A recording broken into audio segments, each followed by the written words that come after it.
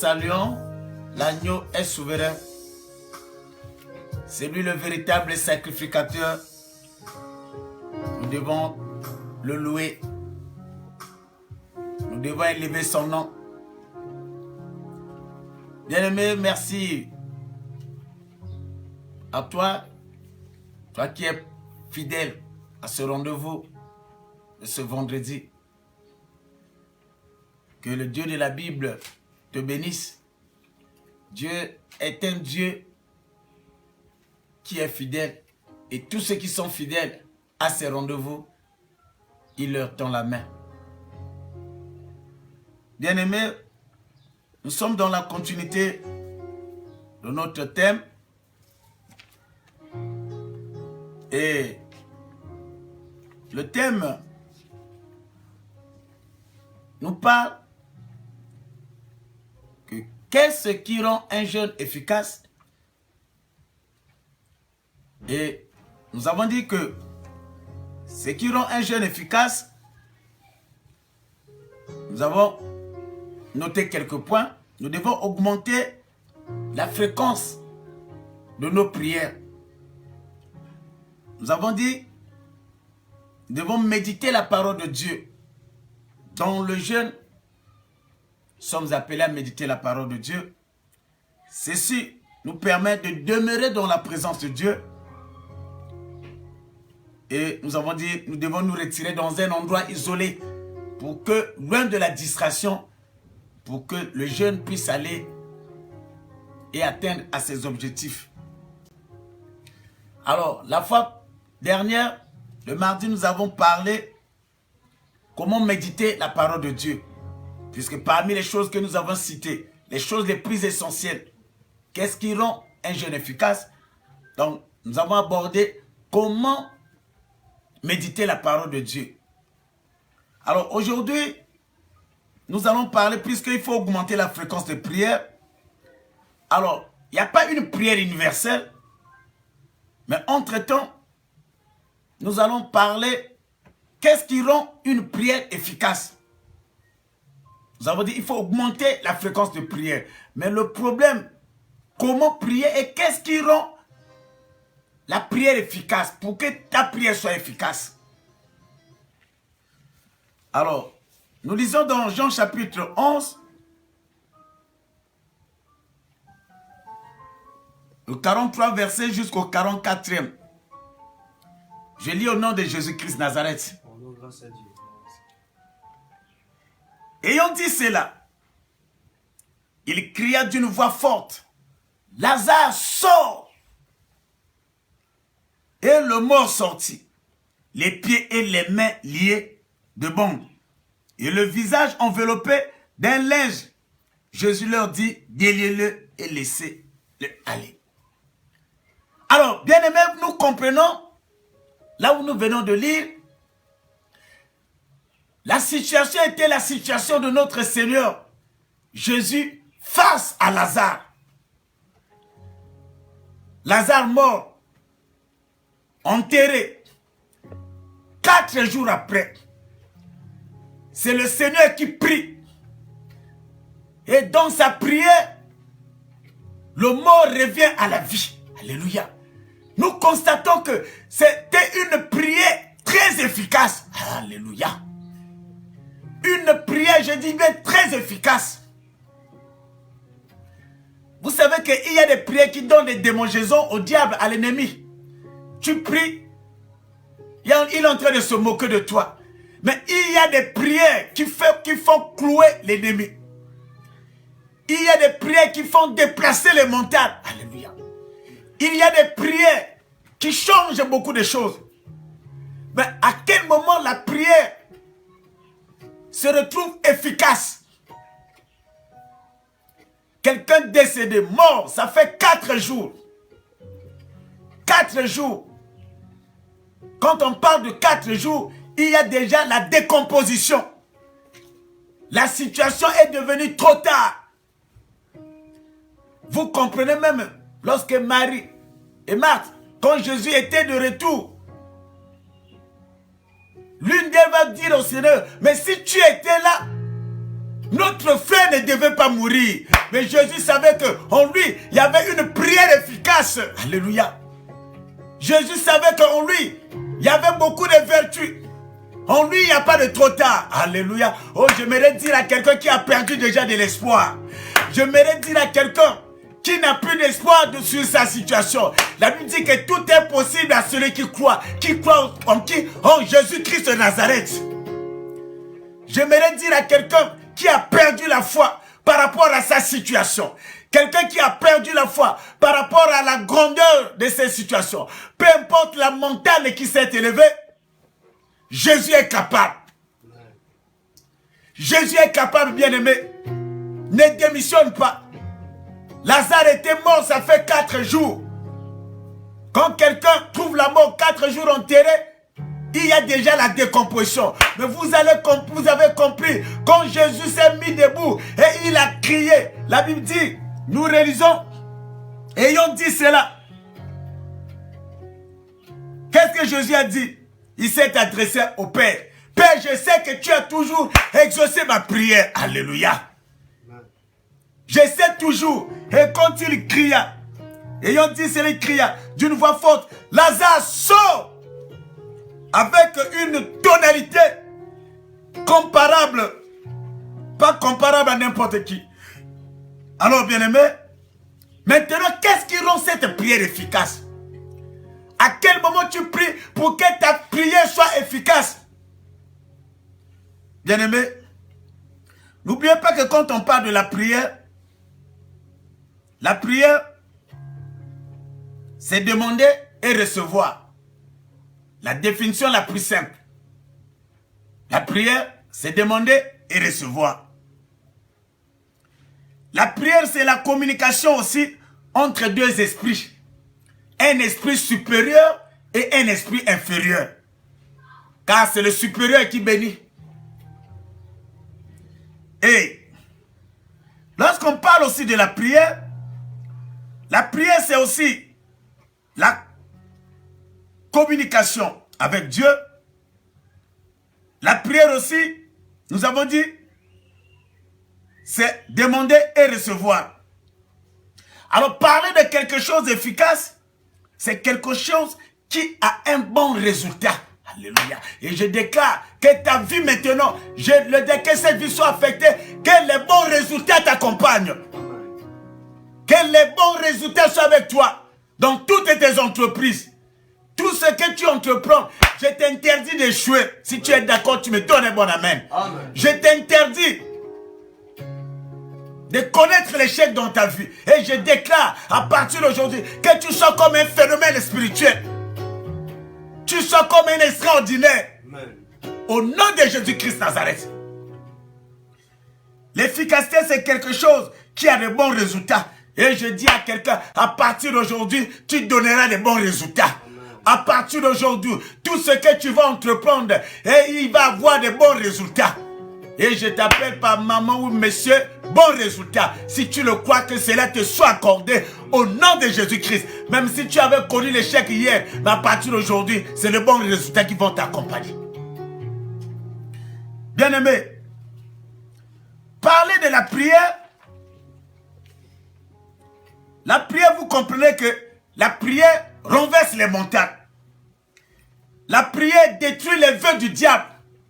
Parce qu'il est là pour, Jean 10, il nous dit, il est là pour tuer, détruire, égorger. Et la prière détruit ses vœux. Là où il y a la prière, même si c'est la situation est égorgée, la prière a la capacité de remédier à tout cela.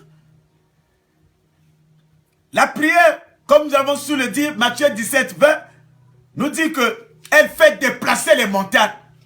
Et quand on parle des montagnes, c'est des problèmes qu'aujourd'hui, après cette exhortation, et la prière que je vais dédier à toi, que toute montagne qui sera élevée soit déplacée et jetée dans la mer au nom de Jésus. Quand je parle de la montagne, je vois la maladie, je vois les envoûtements, je vois les blocages, je vois les condamnations des morts des ténèbres. Que ces montagnes soient ballottées et jetées dans le feu au nom de Jésus-Christ Nazareth. Psaume 68, 12 nous dit, la prière élève Dieu. Alléluia. Quand nous prions, nous élevons Dieu. Alléluia. Quand nous prions, Dieu est content. Parce que Dieu comprend. Voilà, celui que j'ai créé. Il comprend que c'est moi l'être suprême. Alléluia. Dieu voit que, voilà, moi qui suis le créateur, il y a le créé. Il comprend qu'en dehors de moi, il n'y a pas une autre personne qui puisse demander quelque chose. Lorsque nous prions, bien-aimés, nous élevons Dieu. Toi qui as perdu la vie de prière, toi qui es devenu timide dans la prière, que la vie de prière reprenne en toi, afin que le nom de Dieu soit élevé 24 heures sur 24 heures au-delà de toi. Si tu le crois, au nom de Jésus-Christ, reçois cette faveur. Je te déclare que tu sois un homme de prière à partir d'aujourd'hui. Je te déclare que tu sois une femme de prière. Un homme de prière, une femme de prière. C'est impossible que les démons puissent mettre une main sur cette personne. Un homme de prière, une femme de prière, la personne est devenue intouchable. Et je déclare, je t'appelle maintenant, maman prière, papa prière. Si tu le crois, tu dis je suis là. Je suis là. Au nom de Jésus-Christ Nazareth. Bien-aimé, Luc 1, 13. Je suis en train de vous parler, c'est vertu de la prière. Luc 1, 13 nous dit, la prière met les anges en mouvement. Alléluia. Les anges, ils n'ont pas le Saint-Esprit. Les anges ne se repentent pas. En eux, il n'y a pas la repentance. Mais la Bible relève une particularité les concernant. Ils sont forts et puissants dans le combat. Voilà leur particularité. Maintenant, lorsque nous prions, lorsqu'ils écoutent nos paroles envers le Très-Haut, parce que les anges, ce sont les esprits que Dieu a mis à la disposition des saints. Lorsque nous prions, ils rentrent maintenant en mouvement. Alléluia.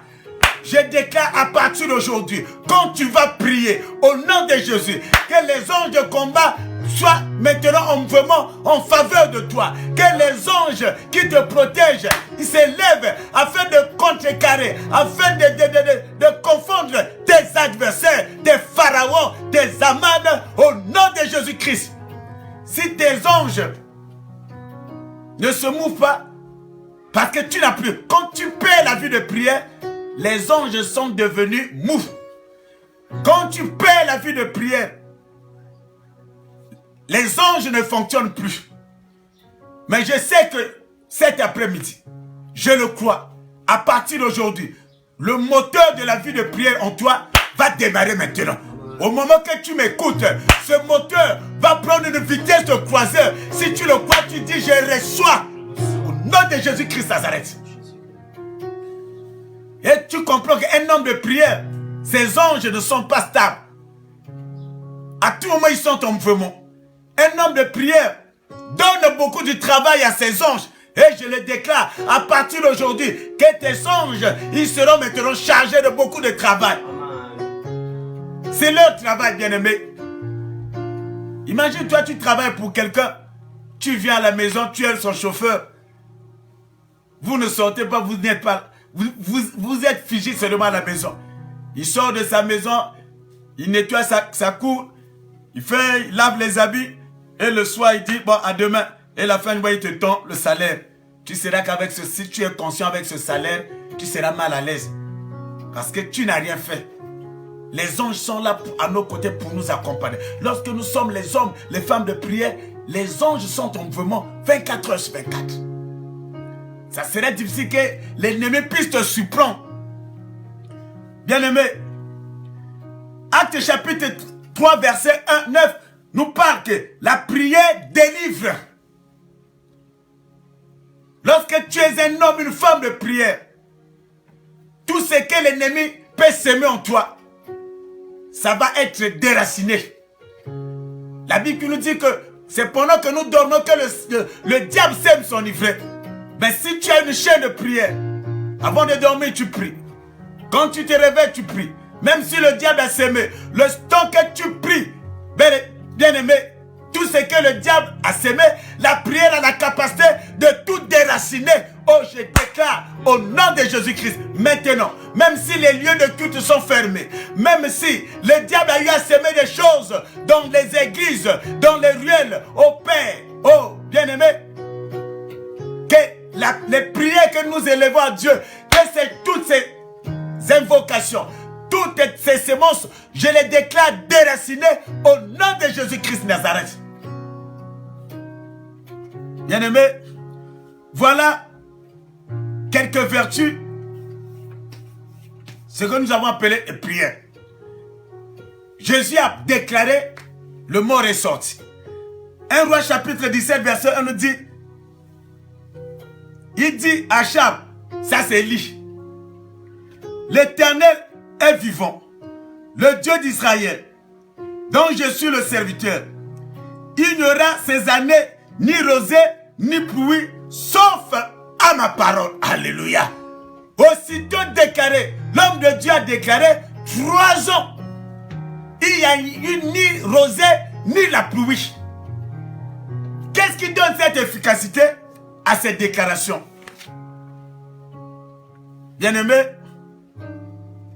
lorsque nous parlons de l'efficacité de la prière, nous voulons parler de ces ingrédients. Les ingrédients qui constituent la prière.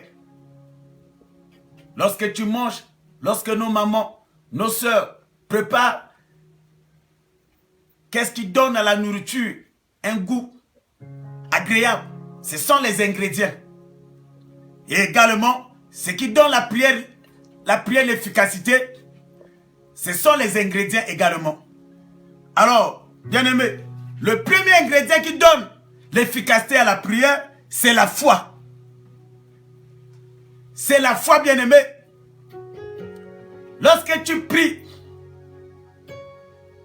et qu'en toi, il n'y a pas la foi, sache-le que tu es comme une cymbale qui résonne. Rien ne va aboutir. Parler de la foi, Hébreux 11, 1 nous dit, c'est une ferme assurance des choses qu'on espère. On a l'assurance, les choses qu'on espère. J'ai l'assurance, je vais réussir dans ma vie. Voilà la foi. J'ai l'assurance, je vais être guéri. J'ai l'assurance, je ne mourrai pas. Je ne mourrai pas. Je ne mourrai pas. Mais, comme David a dit, je raconterai les merveilles du Seigneur. Ça, c'est une assurance. J'ai l'assurance, peu importe les combats, peu importe les montagnes qui peuvent se lever, aucune montagne ne peut me renverser. Mais c'est moi qui va renverser. Voilà l'assurance. J'ai l'assurance. Ma vie, je ne mourrai pas tel que je suis. Je vais me marier. Je vais travailler. Mes enfants vont réussir. Mes enfants spirituels vont réussir. Mes enfants biologiques. Voilà une assurance. Et c'est ça qu'on appelle la foi. Je ne vis pas par rapport aux gens. Je n'ai pas de complexe de supériorité ni d'infériorité. Que tu aies des milliards, que tu aies déjà reçu dans ta vie, moi je sais en moi, chez moi ça sera une seconde gloire. Alléluia. Donc, une démonstration des choses qu'on ne voit pas. Alors, vous comprenez, lorsqu'on parle de cet ingrédient appelé la foi, parmi les ingrédients qui donnent la puissance à la prière, la foi est comme une personne. Elle a des yeux. La foi a des oreilles. La foi a la bouche. Parce que la foi parle. Quelqu'un qui a la foi, il n'a pas le langage comme les autres. Alléluia. Celui qui a la foi, il ne parle pas comme les autres. On a dit à Jésus, Lazare est mort. Mais qu'est-ce qu'il a transmis au niveau de ses disciples? En lui, il a dit, notre ami, mon ami Lazare dort. Alléluia. Quelle parole de foi. Là où les gens voient la mort, Jésus voit le sommeil. Alléluia. Il dit, allons-y. Mon ami Lazare dort maintenant. Mais Jésus ne parle pas en termes de la mort. Mais il voit le sommeil parce que c'est lui qui est la vie. Oh, je déclare à quelqu'un que ton langage change à partir d'aujourd'hui. Que les gens soient étonnés de t'écouter. Les gens soient étonnés de ton langage. Là où il y a les pleurs de Corona, tu vois la victoire. Alléluia. Là où il y a les pleurs et il y a des découragements, tu as des paroles encourageantes. Et que tu sois affecté au nom de Jésus-Christ. Lorsque tu as de telles paroles, tu es qualifié d'un rêveur. Lorsque tu as de telles paroles, tu te fais distinguer les autres. Alléluia. La foi a des yeux. La foi ne voit pas comme les autres voient. La foi n'entend pas comme les autres entendent. Et cet ingrédient, Hébreux 11, 6 nous dit, sans elle, il est impossible de lui être agréable. Donc, sans la foi, on ne peut pas être agréable devant Dieu. Alléluia. Sans la foi, on ne peut pas plaire à Dieu. Mais puisque tu es en train de lever ta prière, tu demandes à Dieu, tu t'adresses à Dieu. Et la Bible est claire, quand tu plais à quelqu'un, tu as les faveurs de cette personne. Donc, quand tu n'as pas la foi, bien-aimé, alors je déclare à une maman, je déclare à une soeur, je déclare à un frère. La Bible dit que l'onction est transmissible au nom de Jésus-Christ. Je le déclare maintenant. Toi qui me suis, toi qui me regardes, toi qui m'écoutes, au nom de Jésus, un don peut quitter une personne pour affecter une autre personne. Je te transmets ce don de foi. Reçois ce don maintenant au nom de Jésus-Christ. Au moment que je parle, je sais que tu as la chair de poule. C'est un signe que cela te soit déjà accordé. Au moment que je parle, tu as des sensations dedans de toi. C'est ce transfert qui est en train d'avoir lieu. Si tu es traumatisé par des problèmes, si tu es traumatisé par des situations, mais à cause de la foi qui est déjà peut-être affaiblie, que cette foi puisse soit affectée et soit augmentée et atteindre le niveau supérieur. Qui t'a dit que tu vas mourir? Alléluia. Qui t'a dit que tu as déjà échoué dans ta vie? Alléluia. Qui t'a dit que tout est déjà perdu pour toi? La Bible dit qu'avec Dieu nous ferons les espoirs. Et il écrasera nos ennemis. Et au nom de Jésus-Christ, la foi que tu as reçue, ce transfert qui vient d'avoir lieu, non par monnaie grave, mais à travers un oint de Dieu, que les choses changent en toi. Ta façon de voir ta vie change maintenant. Même si quand tu dors, tu vois des rêves autrement. Mais je dis que Dieu est capable. Alléluia. Jusqu'alors, Jésus est puissant. Jusqu'alors, il guérit. Jusqu'alors, il délivre. Et il avait dit tout était accompli. C'était pour toi aussi. Amen. Alléluia. Voilà le premier ingrédient de la foi. Et comprenez ceci. J'aimerais que tu puisses comprendre. Parler de la foi. La foi a ses ennemis. Même si nous ne sommes pas là pour parler, mais j'aimerais profiter d'apporter de toutes ces informations. L'ingrédient appelé la foi. Cet ingrédient qui, parmi les ingrédients qui donnent l'efficacité à la prière, la foi a ses ennemis. Le premier ennemi, c'est les doutes. Lorsque tu as des doutes, tu doutes. Les doutes, c'est l'ennemi numéro 1 de la foi. Si nous sommes agréables à Dieu, c'est par la foi. C'est par la foi que nous croyons que Dieu existe. Mais quand tu doutes, les doutes annulent tout. Sache-le que si tu as l'habitude de douter, en toi, il y a un virus plus que Corona. Ce virus, appelé le doute, c'est un virus terrible. Bel et bien. Bien-aimé. 2.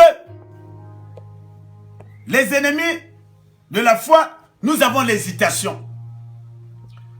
Quand tu hésites et tu as des hésitations en toi, sache-le que ça fait partie de ces ennemis. La distraction et ainsi de suite.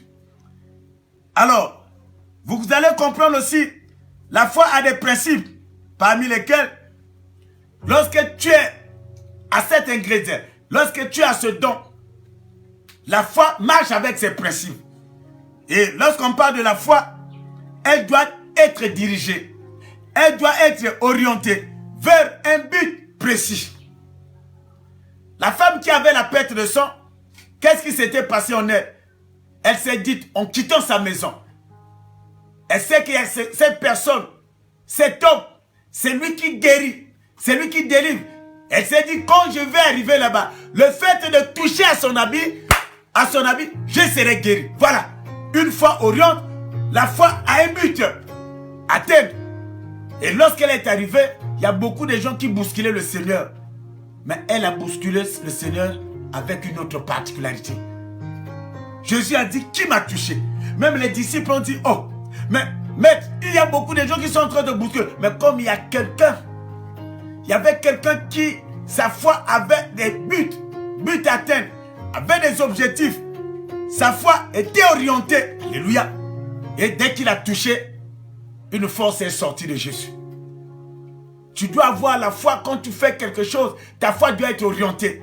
Toi qui es en train de préparer le mariage, dans 2 mois, je vais me marier. Dans 2 mois, je vais me présenter devant la belle famille. Quand tu donnes la date, et ta foi va travailler par rapport à cette date. Dieu n'est pas un Dieu de néant. Tu peux en toi, par rapport à ta foi, 2021, il me faut quitter cette nation. 2021, j'aurai du job. Et quand tu parles ainsi, les anges qui sont en moi, ils vont agir parce que tu as des précisions en toi. Un homme de foi, une femme de foi ne dira seulement, Dieu lui-même connaît tout. Oh, bien-aimé. Oh. C'est carrément tu es hors du chemin. Dieu connaît tout. Alors, bien-aimé, la foi a un but précis. La foi a une cible. Et lorsque ta foi n'a pas de cible, sache-le que c'est difficile que tu puisses t'en sortir. Alors, bien-aimé, Luc chapitre 7, verset 1 à 10, nous dit, en nous, et avec le centenaire romain, il a rencontré le Seigneur. Il a dit au Seigneur, il y a mon serviteur qui est malade. Quand le Seigneur a voulu se déplacer, quelle était sa réaction? Nous, dans l'armée, lorsque nous donnons de l'ordre, l'inférieur ne peut qu'exécuter. Je veux que tu parles seulement. Et mon serviteur sera guéri. Vous voyez comment il a orienté sa foi? Vous comprenez la précision? Et Jésus a dit, il a parcouru tout Israël, mais il n'a pas rencontré un tel homme. Parce que le centenaire avait une foi particulière. Et la Bible dit qu'en même instant, son serviteur était guéri. Je dis à quelqu'un dont sa foi vient d'être révolutionnée. Je dis à quelqu'un dont sa foi est au point maintenant.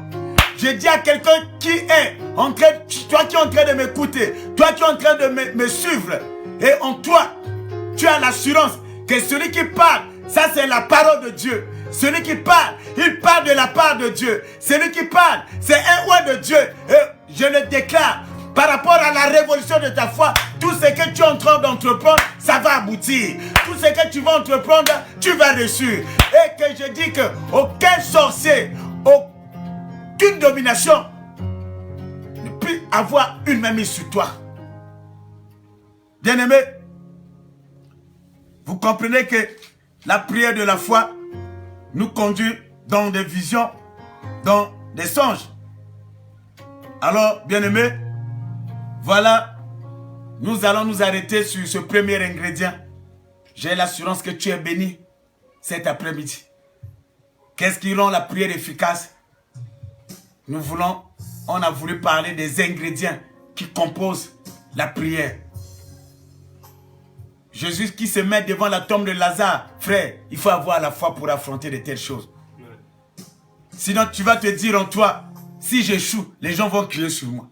Si j'échoue, mais Jésus n'a pas vu ça. Alléluia. C'est là où la Bible parle d'Abraham, le père de la foi. Dieu qui lui ordonne de sacrifier son fils, il n'a même pas hésité, il n'a même pas dit à son épouse, il a seulement accepté. Dieu lui dit de quitter sa nation, sa patrie, ses parents. Il n'a même pas hésité, il n'a même pas douté, il ne s'est pas dit, il n'a pas raisonné, il ne s'est pas dit en lui, mais si je vais là-bas, soi-disant, dans cette nation, mais si j'échoue, comment je vais revenir? Oh bien-aimé, un homme de foi ne raisonne pas. Une femme de foi ne doute point. Que cette grâce te soit accordée. Je vais prier maintenant pour toi.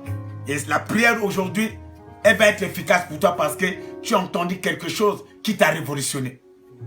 Et tu ouvres seulement tes mains. Père, le puissant est Dieu d'Israël. Le Dieu qui guérit. Le Dieu qui délivre. Le Dieu qui appelle à l'existence aux choses qui n'existent pas. Le Dieu qui relève les faibles, les abandonnés. Il y a un bien-aimé qui est déjà faible. Il y a une soeur, il y a un frère qui se sont déjà rejetés. Qui se dit qu'en lui, cette maladie, cette situation, il n'y a plus rien à faire. Mais je suis venu la dire en ton sein et puissant nom et qu'elle soit guérie et qu'il soit délivré, que les choses changent en lui au nom de Jésus-Christ de Nazareth. La foi que j'ai la foi qu'un esprit peut me quitter pour affecter quelqu'un. Et l'homme ne peut que donner ce qu'il a. Au moment que je parle, au moment que je prêche, au moment que j'enseigne, au moment que je suis en train de prier, l'esprit qui est en moi, l'esprit qui est en train de me conduire, c'est l'esprit de Dieu. Mais que cet esprit lui apporte la guérison au nom de Jésus-Christ. Que les choses changent, les montagnes soient renversées, les montagnes de maladie, les montagnes de mari de nuit, les montagnes de découragement, les montagnes de tout ce qui est peut-être dans la famille, c'est pas, allez, que le tout soit renversé au nom de Jésus. Et en cette soir, sois guéri. En cette soir, la main du Seigneur t'a faite. En cette soir, là où on t'avait condamné, j'annule cette condamnation. En cette soir, sur le plan familial, là où ton nom a déjà été mentionné pour être sacrifié par le sang de Jésus, j'efface ton nom. En cet instant, je le déclare, que tu ne sois plus visible au niveau de leur écran géant, que tu ne sois plus visible au niveau de leur miroir nocturne, que tu ne sois plus localisable depuis leur état-major. La Bible dit qu'ils vous feront la guerre, ils ne vous vaincront jamais. Je te déclare plus que vainqueur. Je te déclare au-dessus de ces esprits. Que la main de mon Dieu se repose sur toi. Sois guéri et délivré. Au nom de Jésus-Christ. Amen. Alors j'aimerais que tu puisses recevoir Jésus-Christ dans ta vie. Toi qui ne l'as jamais reçu. Frères et sœurs, nous amorçons la semaine de la Pentecôte. Le lundi, c'est la Pentecôte. C'est la fête du Saint-Esprit. C'est la fête de la puissance de Dieu. Mais pour avoir le Saint-Esprit, tu dois d'abord recevoir Jésus-Christ dans ta vie. Pour être puissant, la véritable puissance, c'est dans le nom de Jésus. Alors, déclare ces paroles après moi. Dis, Seigneur Jésus, je te reçois à partir d'aujourd'hui comme mon Seigneur et Sauveur personnel. J'abandonne les anciens maîtres que j'ai eus, que je servais. Que tout mon être soit sous ton contrôle. Que tu sois mon Seigneur et Sauveur le long de ma vie. Seigneur, que la magnificence de ton nom m'accompagne au nom de Jésus-Christ. Amen. Que Dieu vous bénisse. Nous allons nous retrouver le dimanche à 8 h au studio 210 à la chaîne nationale Télé Congo pour l'émission de Ton de Réveil. Et le Seigneur vous a fait garder un bon message. Et soyez nombreux. Je vais prier beaucoup pour les familles. toutes les familles qui seront en ligne, toutes les familles qui seront en direct à la télé Congo, à la fin de mon message, à l'occasion de cette fête de la Pentecôte, je vais prier pour les familles, je vais prier pour les malades. Alors, ne manquez pas ce grand rendez-vous. Et le dimanche, en ligne. Et nous allons continuer pour parler du deuxième ingrédient qui donne la force à la prière. N'oubliez pas, le lundi, nous avons un rendez-vous sacré. C'est la Pentecôte à midi pile. Là où tu es, agenouille-toi. Nous serons tous connectés à 12h pile. Parce que c'est la fête de la Pentecôte. Et que chacun de nous, qu'il ait la restauration de ses dons, de ses grâces. L'onction vieillit, l'onction se fait renouveler. Que le lundi soit le bon moment pour le renouvellement de l'onction que nous avons reçu, chacun de nous auprès du Seigneur. Donc, lundi, midi, toi qui prépares, qui seras dans la cuisine, à midi pile, tu abandonnes tout et nous serons tous agenouillés et prier le Seigneur, la fête du Saint-Esprit, la fête de la puissance, que tu puisses recevoir cette puissance, que tu sois rempli de cette plénitude, rempli. Et voilà, c'est comme ça que nous allons amorcer la semaine de la Pentecôte. Que Dieu vous bénisse. Alors on se retrouve le dimanche. Bye bye. Jésus vous aime beaucoup.